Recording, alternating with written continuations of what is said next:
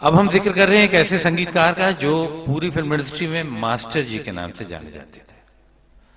हम बहुत सम्मान से नाम ले रहे हैं उन संगीतकार का। वो संगीतकार हैं हंसराज बहल साहब। हंसराज बहल साहब ने 1958 में एक फिल्म की थी। वो फिल्म थी मिलन।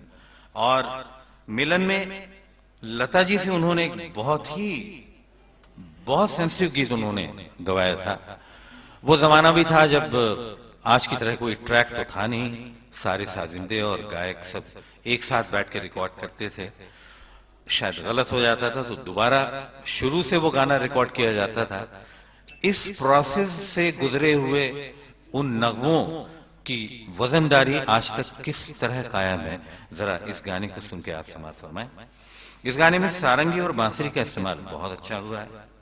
और ये मिलन के अलावा हंसराज बहल साहब को हम जानते हैं चंगेज खां फिल्म के नगमे से, जो कि रफी साहब का गाया हुआ था और बहुत मशहूर है। मोहब्बत जिंदा रहती है, मोहब्बत मर नहीं सकती। इसके अलावा मुकेश जी और लता जी से एक बहुत बढ़िया गीत था, नैन द्वार से मन में जो आके तन में आग लगाए। जिन्होंने वो गीत सुना है वो उस नगमे को जरूर याद कर रहे होंगे। बहरहाल हम ये नगमा आपकी नजर कर रहे हैं और इस गीत को पेश करनी है तापसी जी।